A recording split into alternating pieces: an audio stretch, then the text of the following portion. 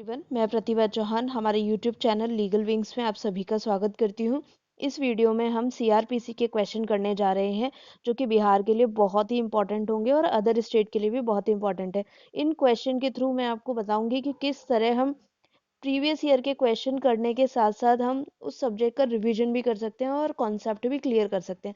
तो चलिए हम स्टार्ट करते हैं। क्वेश्चन नंबर 1 हमारा जो है ये बताता है पूछ रहा है क्लासिफिकेशन ऑफेंसेस सीआरपीसी में कहाँ दिया गया है। तो सबसे पहले तो मैं आपको बता दूं इसका आंसर क्या है। आंसर है बी, फर्स्ट शेड्यूल में दिया गया है। लेकिन हमें ऐसे क्वेश्चन और आंसर रीड थोड़ी करना है। क्या करना है, आपको क्वेश्चन पे पॉज करना है, थोड़ा रुकिए और उसके बाकी के ऑप्शंस को भी देखिए। क्यों ये क्वेश्चन में ऑप्शन ये यही वाले दिए गए हैं और कोई ऑप्शन क्यों नहीं दिया गया है ना। तो चलिए सबसे पहले हम देखते हैं सीआरपीसी में। सबसे पहले छोटी छोटी बातें कर लेंगे। फर्स्ट शेड्यूल, सीआरपीसी में जो सेक्शन है वो तो है ही। उसके बाद दो शेड्यूल हैं। एक है शेड्यूल 1 जो कि किसकी बात करता है। शेड्यूल 1 आपकी बात करता है क्लासिफिकेशन ऑफ ऑफेंस किस तरह से, cognizable, non cognizable, bailable, non bailable and trial by which magistrate और कोर्ट। ठीक है, ये सारी चीजें कहाँ बताते हैं, किस में बताई गई हैं, शेड्यूल 1 में बताई गई हैं। शेड्यूल 2 में क्या है, शेड्यूल 2 में है आपके फॉर्म्स। समन का किस तरह का प्रारूप होगा, वारंट का किस तरह का होगा, डेथ एग्जीक्यूशन का किस तरह होगा, ये सारे फॉर्म किस में बताए गए हैं, शेड्यूल 2 में बताए गए हैं। अब आ जाते हैं हम 482 दिया हुआ है तो कुछ तो रीजन होगा 482। यस, 482 क्या बताता है, inherent power of the high court. ठीक है, हाई कोर्ट की इनहेरेंट पावर सीआरपीसी में। ठीक है, अगर सीपीसी की बात करें तो सीपीसी में जो पावर है वो है सेक्शन 151 और सेक्शन 151 है। और उसके बाद क्या बताता है, ये पावर कोर्ट लिखा हुआ है वहां पे। जैसे यहाँ पर हाई कोर्ट लिखा हुआ है ना, तो वहां पर कोर्ट लिखा हुआ है, वहां पे ये नहीं लिखा है कि expressly high court. Civil court को भी है, मतलब जो निम्न वाली कोर्ट होती है, और अपर कोर्ट को भी है। क्लियर, ये तो हुआ 482। लेकिन हमें 482 में सीआरपीसी के अकॉर्डिंग थोड़ा और आगे पढ़ना है। क्या है, 3 ग्राउंड होते हैं जिन पर क्या मिलती है, 482 लगाई जाती है। पहला, सीआरपीसी के किसी भी ऑर्डर को अगर इफेक्ट देना है, to give effect of any order under this code, give effect. ठीक है, दूसरा क्या करना है, prevent abuse, abuse of process of the court, abuse को रोकने के लिए। और तीसरा जो ग्राउंड है वो है सिक्योर एंड ऑफ जस्टिस। ठीक है, एंड ऑफ जस्टिस। ये 3 आधार है जिन पर क्या मिलती है आपको, जिनमें आप लगा सकते हो 482।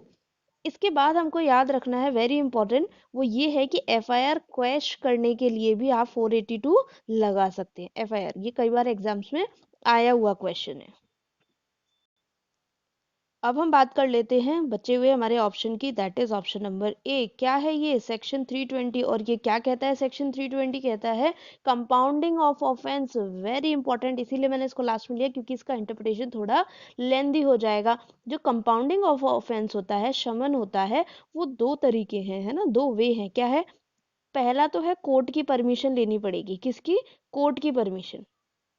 दूसरा है पुलिस ऑफिसर कर सकता है, जिसमें कोर्ट की परमिशन लेने की आवश्यकता नहीं है। ताज्जुब की बात देखो, ये वाले ऑफेंस हैं कम, जिनमें कोर्ट की परमिशन के साथ आप कम। और इसकी ऑफेंस की लिस्ट कैसी है, लंबी। इसके ऑफेंस कैसे हैं, बहुत ज्यादा है, बहुत बड़ी लिस्ट है इसकी। ठीक है, तो अब हम इंपॉर्टेंट टॉपिक्स यहाँ पे बता लेते हैं। 320 में आपको क्या याद रखना है, देखो लिस्ट बहुत लंबी है, कभी किसी और दिन हम उस पर वीडियो बनाएंगे कि कैसे आप उस लिस्ट को याद कर सकते हैं। आपको याद रखने वाली बात ये करनी है, जो क्वेश्चन आते हैं एग्जाम में, पहला पॉइंट ये रखना है कि जो ऑफेंस है, कंपाउंडिंग जो ऑफेंस होंगी आपकी, वो ये होगा, अटेम्प्ट, अबेटमेंट एंड 34, मतलब common intention and common object.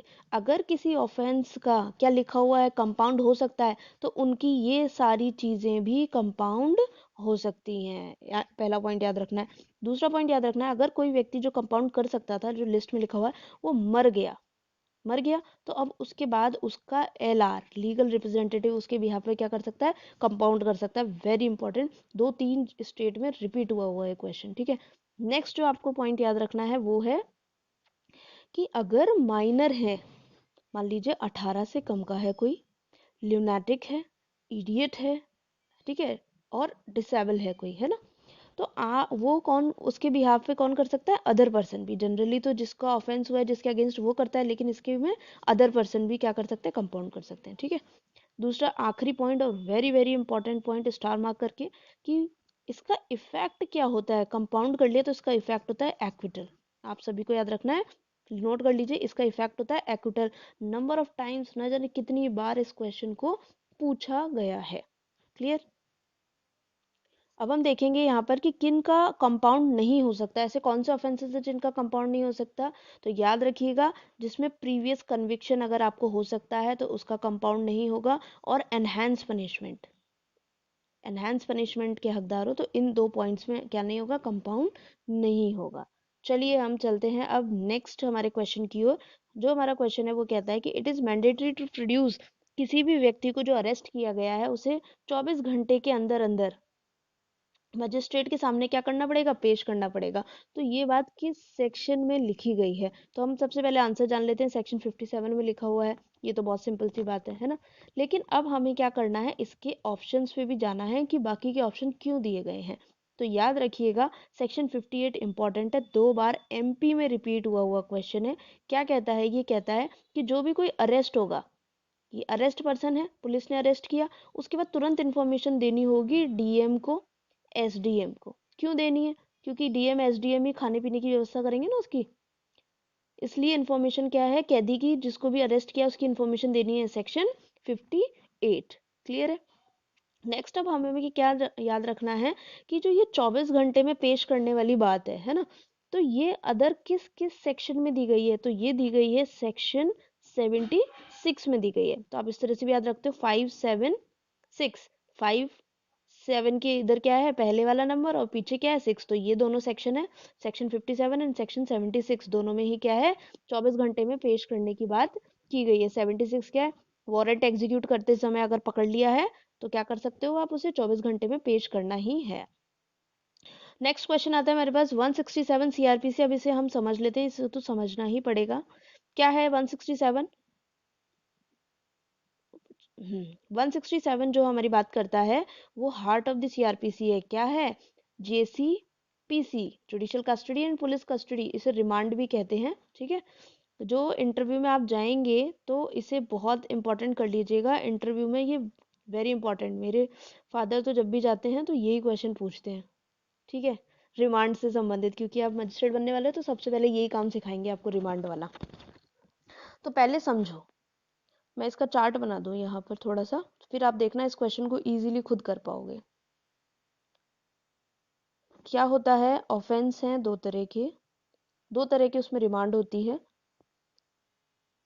एक तो 60 डेज की मिलेगी, एक आपको मिलेगी 90 डेज की। ठीक है, 60 डेज वाली कब होगी, पहले 90 डेज वाली, डेथ के मामले में, एलआई वाला ऑफेंस, और 10 साल से प्लस ऊपर वाला ऑफेंस जो होगा, उन सब में 90 दिन के लिए आपको रिमांड पर भेज सकते हैं। मतलब किसी भी पर्सन को, अक्यूज को 90 दिन के लिए रिमांड पे भेज सकते हैं। और इन सब के अलावा डेथ, एलआई और 10 साल से ऊपर का नहीं है, इसका मतलब 10 साल से कम का ऑफेंस है तो कौन सा मिलेगा, 60 डेज के लिए आपको रिमांड पे भेजा जा सकता है। क्लियर हो गया पॉइंट। 90 डेज कब, जब ऑफेंस कैसा है, डेथ से पनिशेबल है, एलआई से पनिशेबल है, या 10 साल से ऊपर पनिशेबल है, तो 90 डेज। और इन सब के अलावा, इनके अलावा अगर कोई ऑफेंस है तो 60 डेज की आपको रिमांड भेजने की पावर है। क्लियर। तो ये हमारा ऑप्शन आंसर कौन सा हो गया, 90 डेज ड्यूरिंग इन्वेस्टिगेशन। तो कब भेज सकते हैं, डेथ में भेज सकते हैं, यस, लाइफ इम्प्रिजनमेंट भेज सकते हैं। And term not less than 10 year, इसका मतलब कितनी है, 10 से ऊपर की है। ये एरो लगाते हैं ना, तो इसका मतलब ऊपर, 10 साल से ऊपर वाला। तो क्या हो गया answer, all of the above. ये तो हुआ हमारा आंसर। लेकिन अब हमें और चीज समझनी, इससे बहुत तरह के क्वेश्चन बनते हैं। तो समझिए जेसीपीसी के बारे में कि कौन देगा, जेसी, जो मैं बार बार बोल रही हूँ, जेसी, ये देखो है ना, और ये पीसी। ठीक है, तो आपको पीसी हर कीमत पे 15 दिन से ज्यादा नहीं मिलेगी। कितनी मिलेगी, 15 दिन। तो 60 में से जब 15 दिन माइनस कर दिए तो कितने दिन बचे, 45। और यहाँ 90 में से 15 दिन माइनस किए तो कितने बचे, 75। तो इसका मतलब जेसी आपको जो दूसरे वाले मामले थे, समन वाले मामले, उसमें कितनी मिलेगी, 45 डेज की मिलेगी। और पीसी तो 15 दिन फिक्स है ही, ठीक है, मैक्सिमम है वो भी। और 90 वाले मामलों में जेसी कितनी मिलेगी, 75 दिन की मिलेगी। ये इंपॉर्टेंट है, यहाँ से क्वेश्चन 100% आता ही आता है। तो कितने क्वेश्चन बनते हैं आपके? 45 डेज का बनेगा, यहाँ से बनेगा, यहाँ का बनेगा, यहाँ का बनेगा, 90 दिन का तो आप देख ही लिया, और ऐसे ही 60 दिन का बनेगा। तो 6 क्वेश्चन आपको एक और सेक्शन तो पूछ ही लेते हैं। क्लियर? अब आपको जो इम्पोर्टेंट यहाँ पर बात ध्यान देने की वो ये है, अगर जेएम एब्सेंट है, जेएम अवेलेबल नहीं है, तो क्या करें? पुलिस वाले लेके उसको घूमते रहेंगे, छोड़ देंगे? नहीं, क्या करना है आपको? जुडिशियल उसके लिए, पुलिस कस्टडी के लिए जेएम अवेलेबल नहीं है तो आप जाएंगे एग्जीक्यूटिव मजिस्ट्रेट के पास। इस परिस्थिति में एग्जीक्यूटिव मजिस्ट्रेट जो जेएम 15 दिन की रिमांड मैक्सिमम दे सकता था, अब इसके पास कितनी पावर है देने की? Only 7 days. याद रखिएगा, पीसी देगा ईएम, जुडिशियल कस्टडी तो दे ही नहीं सकता ना। क्लियर हो गया आपको? ईएम कितना देगा executive magistrate? Maximum 7 days.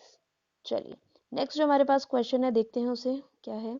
Victim की डेफिनेशन पूछी गई है, तो आप सभी को पता है विक्टिम 2WA में है, विक्टिम 2W में है समन, और 2U में क्या है? PP, public prosecutor. क्लियर? इससे आपको याद रखना, समन डब्ल्यू में है, वारंट किस में है? डब्ल्यू के बाद क्या आता है? एक्स, और वाई में क्या है? वर्ड्स। जो वर्ड यहाँ पर यूज है बट डिफाइन नहीं है, तो वो कौन से सब्जेक्ट के समझे जाएंगे? आईपीसी के समझे जाएंगे। क्वेश्चन कई बार आते हैं, ठीक है। आपको ध्यान रखना है क्या? 2WA अमेंडमेंट है, तो अमेंडमेंट कौन सा? ये 2008 का अमेंडमेंट था, जो कि एनफोर्स हुआ था 31/12/9 को, ठीक है। ये याद रखना है, एक दो बार ये क्वेश्चन पूछा गया है। नेक्स्ट हमारे पास जो है क्वेश्चन वो चलते हैं। Every person aware of commission. देखो सीआरपीसी में एक सेक्शन है जो बताता है पर्सन की ड्यूटी, कि बाउंड है वो पर्सन इंफॉर्मेशन देने के लिए। कोई ऑफेंस हो रहा है, ऑफेंस की क्या देनी पड़ेगी? उन्हें इंफॉर्मेशन प्रोवाइड करवानी पड़ेगी, और अगर इन्फॉर्मेशन प्रोवाइड नहीं करवाई आपने तो आपके क्या बन जाएगा? ऑफेंस कर दिया आपने, ठीक है। तो वो सेक्शन आपको याद रखना है, सेक्शन है 39, जो आपको बाउंड करता है इन्फॉर्मेशन देने के लिए। अब क्वेश्चन तो हमारा ये है नहीं, 39 देख लिया।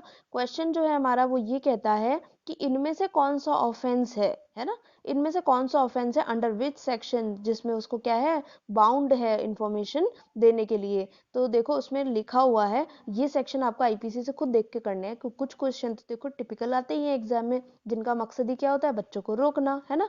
तो ये ऑप्शन तो है हमारा 302। बाकी के जो ये ऑप्शन है ये उस लिस्ट में नहीं दिए गए हैं, ठीक है।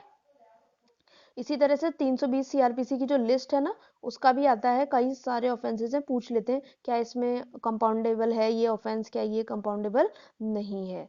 वो तो किस्मत की बातें होती है, कौन बच्चा हर कोई रट के बैठता है ना। चलिए नेक्स्ट हमारे पास जो क्वेश्चन आता है वो है जुडिशियल प्रोसीडिंग्स। ये बहुत ही इंपॉर्टेंट है, मैं बोलने वाली भी थी, आ ही गया। जुडिशियल प्रोसीडिंग्स जो है काफी इंपॉर्टेंट क्वेश्चन है, तो इसका ये 2-3 बार अलग अलग स्टेट में आया हुआ है।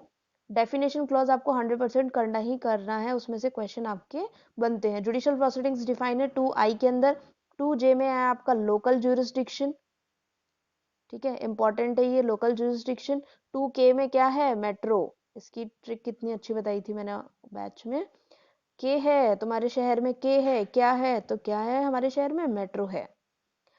2L, 2L में क्या बताया गया है? Non cognizable. क्लियर? इनमें से कोई सा भी आपसे दोबारा पूछा जा सकता है एग्जाम में, तो याद रखिएगा।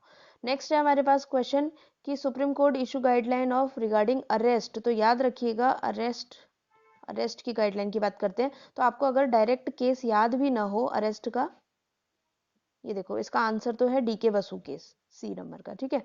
लेकिन अगर आपको याद ना हो डीके बसु है, तो आप एलिमिनेशन मेथड से भी कर सकते हैं।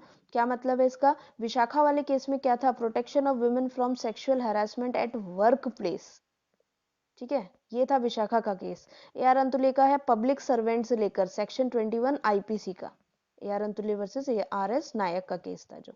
उसके बाद आता है ये डी ऑप्शन जो हमारे पास है, नंदिनी सप्तपति, ये है सेल्फ एक्विजिशन से जो प्रोटेक्शन मिलता है उससे रिलेटेड। तो बचा कौन सा हमारे पास? DK बसु।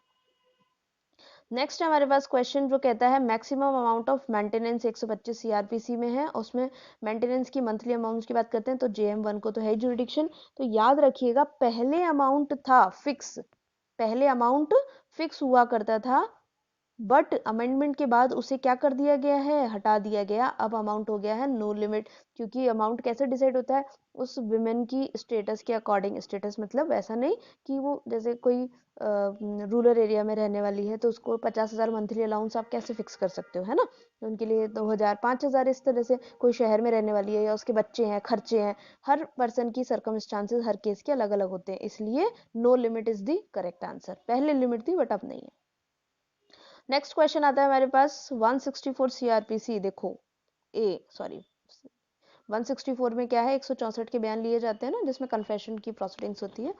तो ये है 164, याद रखना है। 167 में क्या है, रिमांड वाला। 164 ए की जब हम बात कर रहे हैं तो ये डेफिनेटली अमेंडेड है। और क्या कहता है, विक्टिम ऑफ रेप के जो होंगे उसे भेजा जाएगा कहाँ, मेडिकल प्रैक्टिशनर के बाद एग्जामिनेशन के लिए विदिन 24 आवर्स भेजा जाएगा। ठीक है। नेक्स्ट हमारे पास जो क्वेश्चन आता है, अब हमारे पास है नेक्स्ट क्वेश्चन जो बात करता है कि 176 के अंदर, सेक्शन 176 के अंदर दो सेक्शन आफ्टर अमेंडमेंट इंसर्ट किए गए थे, वो कौन से थे। तो अगर आपने 176 अच्छे से पढ़ा है तो आप ध्यान दे सकते हैं कि कौन सी चीज़ अमेंडमेंट से आई थी। पहले मैं इसका आंसर टिक कर देती हूँ। 176 1A में अमेंड हुआ था और 5 क्लॉज जो था वो इंसर्ट किया गया था। तो देखिए क्या है इन दोनों क्लॉज में। सबसे पहले तो ये वाला क्लॉज है। क्या होता है कि 174 आपको पता है, ठीक है, मृत्यु समीक्षा रिपोर्ट बनाते हैं इसके अंदर। 174 के अंदर जो रिपोर्ट बनती है उसके क्या होता है, इन्वेस्टिगेशन होता है, एक इंक्वायरी की जाती है। इंक्वायरी की जाती है तो 176 बताया गया है। तो इंक्वायरी जनरल बताया गया था कि एग्जीक्यूटिव मजिस्ट्रेट करेगा, but in certain circumstances judicial magistrate है वो, उसे बाउंड किया गया है, कंपलसरी है, मैंडेटरी है, उसे इन्वेस्टिगेशन करना ही होगा जुडिशियल मजिस्ट्रेट को। तो वो कौन से सर्कमस्टांसेस हैं वो बताए गए हैं अमेंडमेंट के द्वारा 176 के 1 में ए अमेंडमेंट करके बताया गया था। ठीक है, तो देखिए कौन से हैं वो, जिसमें जुडिशियल मजिस्ट्रेट को करना पड़ेगा क्या, इन्वेस्टिगेशन हर हाल में। ठीक है, तो ये है 176 ए वाला जो बात करता है, वो ये कहता है कि अगर किसी व्यक्ति की डेथ हो गई है या किसी महिला का रेप हो गया है, और वो किस में हुआ है, पुलिस कस्टडी में हुआ है। वेरी इंपॉर्टेंट चीज, पुलिस कस्टडी में अगर किसी महिला का रेप हो गया है, किसी व्यक्ति की डेथ हो गई है, तो फिर जुडिशियल मजिस्ट्रेट को ही क्या करना पड़ेगा, इन्वेस्टिगेशन करना पड़ेगा, सॉरी इंक्वायरी करनी पड़ेगी। ओके, नेक्स्ट ये बताया गया है जो, अब ये पांचवा पॉइंट है, ये क्या कहता है, पांचवा पॉइंट कहता है कि जो 176 1A में जो हो रहा है उसमें क्या होगा कि मेडिकल एग्जामिनेशन के लिए भेजना है 24 आवर्स के अंदर। अगर मजिस्ट्रेट को लगता है कि हमें कुछ चाहिए, जैसे हम कहते हैं पोस्टमार्टम, है ना, पोस्टमार्टम के लिए बॉडी भेजी जाती है ना, तो उस बॉडी को 24 घंटे के अंदर मेडिकल एग्जामिनेशन के लिए क्या करना है, भेजना है। तो ये थे दोनों एक दूसरे से कोरिलेटेड, जिसने 176 पढ़ा उसे अच्छे से पता है। नेक्स्ट आता है पीरियड ऑफ लिमिटेशन, सीआरपीसी में अप्लाई नहीं होगा। इनमें से किस ऑफेंस के अंदर अप्लाई नहीं होगा, तो पहले तो इसका आंसर बता दूं, सभी पे अप्लाई नहीं होगा, क्योंकि इन सभी एक्ट में अपने अपने लिमिटेशन क्या है, दी गई है। तो फिर सीआरपीसी अप्लाई नहीं होगा, क्योंकि ये क्या है, स्पेशल लॉ है ना। इनकम टैक्स वाला अगर अपना स्पेशल है, ये है, तो साफ लिखा हुआ है कि जहाँ स्पेशल लॉ होते हैं वहां पर अपना सीआरपीसी साइलेंट हो जाता है, अप्लाई नहीं होता। ठीक है, स्पेशल लॉ और लोकल लॉ पे। नेक्स्ट आता है हमारे पास bailable offence as bail is granted matter of right. Yes, सबसे पहली बात तो आपको याद रखनी है कि जो बेलेबल ऑफेंस होते हैं उसके अंदर बेल, नाम ही क्या है उन ऑफेंस का, बेलेबल, आपको क्या मिल जाएगी, बेल मिल जाएगी। तो बेलेबल ऑफेंस के अंदर बेल क्या है, आपका राइट है। क्लियर, पहली बात याद रखनी है। अब हम इसका चार्ट देख लेते हैं बेल का, यहाँ पे इस जगह देखिए, बेल वाले सेक्शन को आपको किस तरह से पढ़ना है। ये है बेल,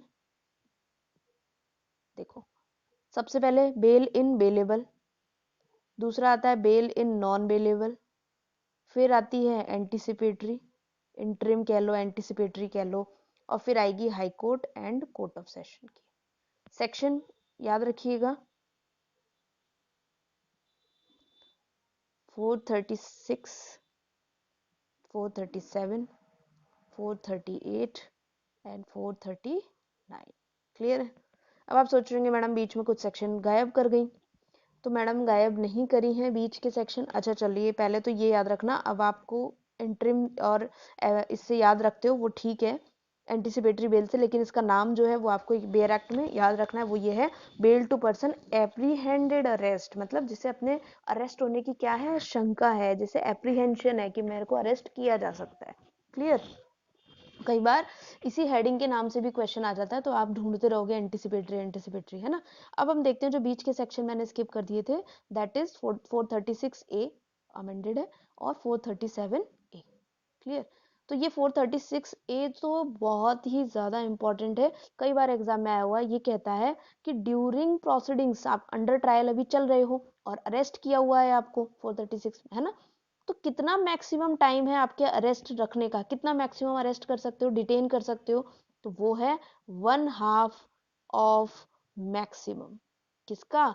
ऑफेंस का 1/2 ऑफ मैक्सिमम। लेट सपोज आपने ऑफेंस किया है 3 साल वाला, चोरी का किया है, 379 के अंदर आपको ट्रायल चल रही है, तो 3 साल की सजा 379 में, मैक्सिमम 3 साल का आधा कितना हुआ, 1.5 साल। ठीक है, 1.5 साल से ज्यादा आपको नहीं रख सकते, क्या करना पड़ेगा, बेल देनी ही पड़ेगी। क्लियर? 136A।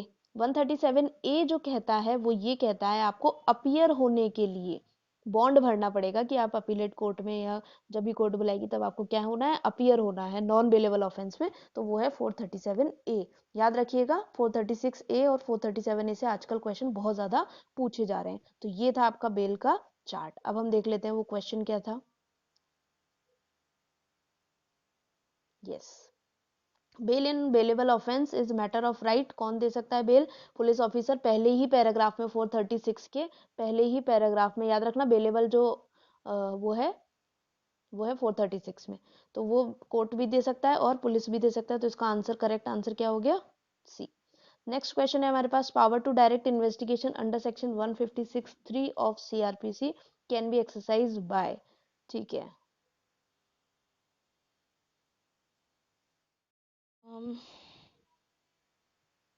इस क्वेश्चन को समझने के लिए हम पहले यहाँ पर देखते हैं। इस क्वेश्चन को दो ही बच्चे सही कर सकते हैं, जिनका कंसेप्ट क्लियर है या जिन्होंने तुक्का लगाया है। ठीक है, तो चलिए हम देखते हैं क्या है। 156 जो 3 है सब क्लॉज, उसमें साफ लिखा गया है कि जो 190 के अंदर एम्पावर्ड है पर्सन, वही क्या कर सकते हैं, ऑर्डर कर सकते हैं। तो अब बच्चे को क्या आना चाहिए, 190 पता होना चाहिए। ठीक है, तो 190 क्या है, आप सभी जानते हैं, कॉग्निजेंस के लेकर के है, वेरी इंपॉर्टेंट सेक्शन है 190। ठीक है, तो 190 के अंदर कॉग्निजेंस कौन ले सकता है, JM1 ले सकता है एंड JM2 ले सकता है। JM2, JM2 कब लेगा, JM2 तभी लेगा जब CGM ने उसे एम्पावर कर रखा है। यूपी में पिछले साल आया हुआ क्वेश्चन है, वेरी इंपॉर्टेंट। मैक्सिमम स्टूडेंट्स इसको लगा के आए थे हाई कोर्ट एम्पावर करेगा, नहीं, JM2 को कौन एम्पावर कर रहा है यहाँ पर, CGM कर रहा है। और JM1 कब लेता है कॉग्निजेंस, पुलिस रिपोर्ट पर, कंप्लेंट पर, अदर इंफॉर्मेशन पर एंड सुओमोटो। ये 4 तरीके हैं 190 के अंदर, जहां पर JM1 क्या ले रहा है, कॉग्निजेंस ले रहा है। तो 190 आपका क्लियर हो गया।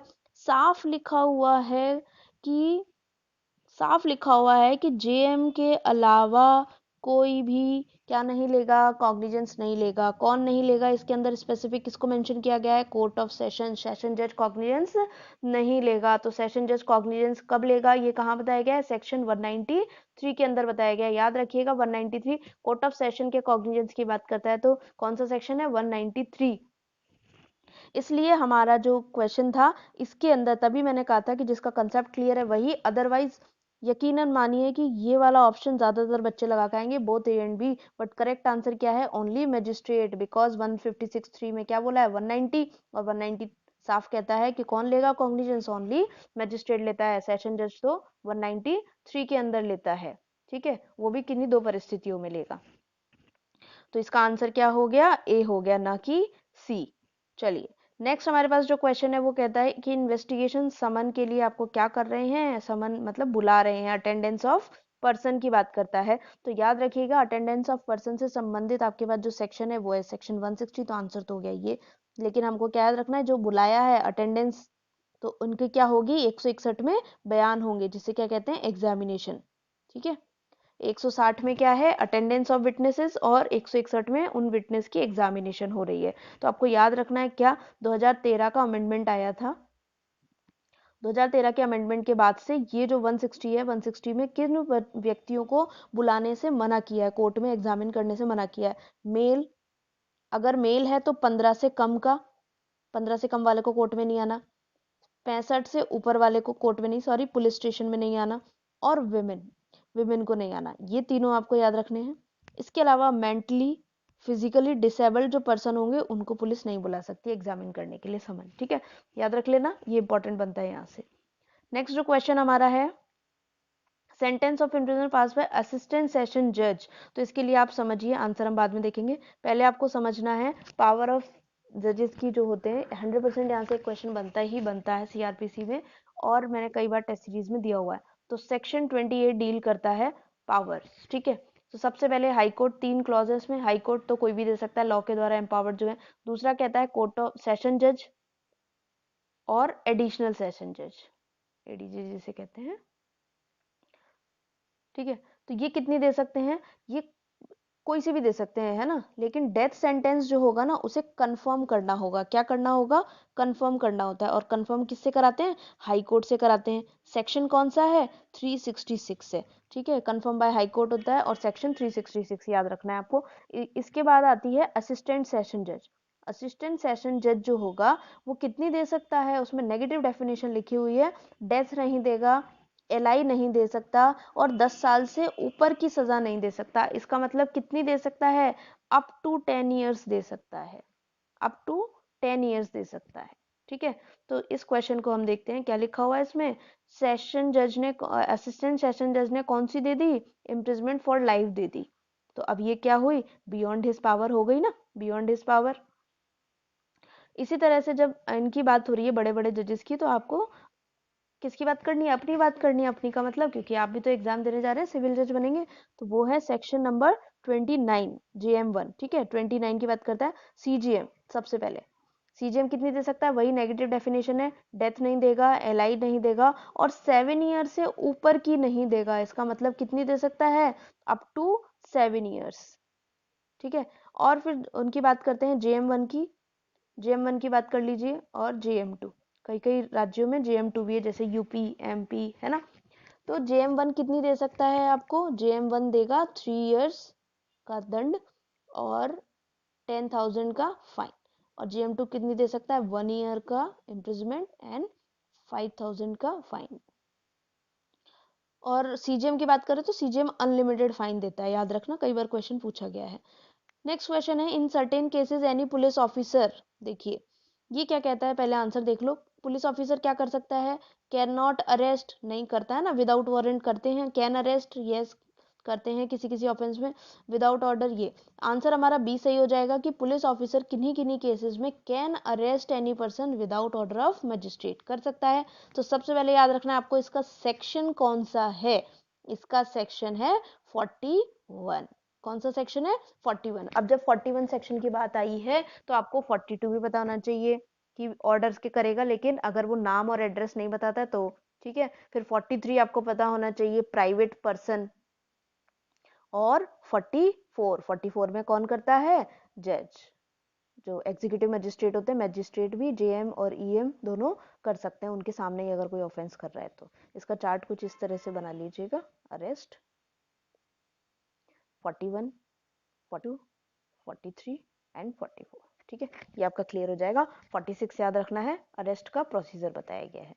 नेक्स्ट आता है आपके पास, any property which may be alleged और suspect to have been stolen, okay, कर सकते हैं। इसको थोड़ा सा नीचे देखो, अगर कोई प्रॉपर्टी उसको लगती है कि सस्पेक्टेड है कोई प्रॉपर्टी और स्टॉलन है ना, सस्पेक्ट क्या लगता है कि स्टॉलन प्रॉपर्टी है, तो पुलिस ऑफिसर क्या कर सकते हैं? उसे सीज कर सकता है पुलिस ऑफिसर। अब आपको दो चीजें याद रखनी है। सीजर कौन सा उसमें है सेक्शन में? सीज का जो सेक्शन है वो है 102, एंड सर्च, सर्च करती है, सर्च का जो सेक्शन है वो है 100, ठीक है। और ये जो सीज की हुई चीज है 102 के अंदर, इसका प्रोसीजर है, प्रोसीजर कौन सा सेक्शन है? 457 के अंदर। 102 में क्या है? सीज, और 457 इसके अंदर इसका क्या है? प्रोसीजर है, ठीक है। नेक्स्ट आता है हमारे पास जो क्वेश्चन है, bail to a person apprehend arrest. अच्छा, ये तो वही हो गया, रिपीट हो गया ना ऊपर, तभी मैं कहती हूँ कि प्रीवियस ईयर क्वेश्चन अच्छे से कर लो, आपका पूरा सब्जेक्ट रिवाइज हो जाता है। कहा था ना, इसको क्या बोलते हैं, 438 एंटीसिपेटरी बेल, इंटरिम बेल कई लोग बोलते हैं। तो कहाँ से दी जाती है, ये सिर्फ और सिर्फ high court and court of session he empowered है देने के लिए। तो हमारा आंसर हो गया ए। नेक्स्ट है appeal against acquittal made by MM metropolitan magistrate का पूछा गया है। तो देखो अपील का समझ लो, यहाँ पर ये चार्ट बना लेना, क्योंकि अपील है तो आगे पीछे की भी याद होनी चाहिए, पूछ सकते हैं, ठीक है। अपील का बहुत बड़ा चैप्टर है, लेकिन हम चार तरह की, देखो कोई अपील क्यों करेगा, या तो आप चाहते थे उसे एलआई हो, मतलब जो पनिशमेंट आप चाहते थे वो नहीं मिला, पहला। दूसरा, एक्विटल कर दिया गया। तीसरा, विक्टिम हो, है ना। तो इन सब मामलों में क्या मिलती है, अपील कर सकते हो आप। तो सबसे पहला आता है विक्टिम। विक्टिम अपील कर सकता है, सेक्शन है 372 का प्रोविजो, प्रोविजो में दिया गया है। फिर कौन कर रहा है, कन्विक्शन पे, कन्विक्टेड, भाई अगला भी तो कह रहा है सर मुझे जेल हो गई अपील करूंगा, तो 374 कन्विक्ट हो गया, लेकिन आप उस कन्विक्शन से सेटिस्फाई नहीं हो, कन्विक्शन कैसा है, इनएडिक्वेट है, 2 महीने 3 महीने की सजा दी है, तो आप क्या कर सकते हो, अपील कर सकते हो। 377 में है इनएडिक्वेसी, और लास्ट में आता है एक्विटल, छोड़ दिया गया, बरी कर दिया, तो 378। तो हमारा जो क्वेश्चन था एक्विटल, तो लगेगा सेक्शन 378, कई बार पूछा गया। अब बीच में आपने देखा कि मैंने यहाँ पर कुछ चीज छोड़ दी, 375 एंड 6, तो वो क्या है, 375 और 6 में क्या है, नो अपील, किन्हीं मैटर्स में क्या नहीं हो सकती, अपील नहीं हो सकती, वो है सेक्शन 375 एंड 376, इन दोनों में बताया गया कि कब अपील नहीं होगी। तो हमारा आंसर क्या हो जाएगा, एमएम जो है, एमएम और जेएम दोनों एक जैसे ही हैं, सेम चलते हैं, तो जेएम की अपील या एमएम की अपील बात कर ले तो कहाँ जाती है, कोर्ट ऑफ सेशन में लगती है। तो आंसर हो जाएगा कोर्ट ऑफ सेशन, और किसकी है, एक्विटल की, याद रखिएगा, सेक्शन भी पूछा जा सकता है नेक्स्ट आपसे। नेक्स्ट हमारे पास 482 सीआरपीसी डील्स विद, देखो ये फिर से वही रिपीट वाला है, inherent power of the high court. Next आता है हमारे पास, सीआरपीसी में police officer can release accused on bail in non bailable offence, non bail in non bailable, तो कौन सा सेक्शन है, 437, क्योंकि 436 क्या था, बेल इन बेलेबल। नेक्स्ट है हमारे पास सीआरपीसी कैन, सॉरी, सीआरपीसी में मजिस्ट्रेट कैन अरेस्ट जेएम और जेओ, अभी हमने डिस्कस किया था चार्ट बना के, तो कौन सा सेक्शन है, 44। 41 में तो क्या था, without order of magistrate arrest करने की पावर थी पुलिस को। अरे क्वेश्चन ही खत्म हो गए, चलिए, ये तो हुआ हमारा सीआरपीसी का, ठीक है। आई होप आपको वीडियो अच्छी लगी होगी, आपने इससे कुछ अच्छे अच्छे प्रोविजंस देखे होंगे, और रिवीजन करने का तरीका आपको समझ में आया होगा। इस तरह से अगर आप PYQ सॉल्व करते हैं, इस तरह से जो टेक्निक है, इससे आपका देखिए कितने कॉन्सेप्ट्स क्लियर हो रहे हैं, और आने वाले क्वेश्चन का भी प्रिडिक्शन आपको लगता है। ओके, तो इस वीडियो को आपने यहाँ तक देखा, उसके लिए मैं आपकी बहुत बहुत आभारी हूँ, थैंक यू सो मच। अच्छे से तैयारी करते रहिए, ऑल द बेस्ट। इस वीडियो को लाइक कर दीजिए और हमारे चैनल को सब्सक्राइब कर दीजिए, थैंक यू सो मच।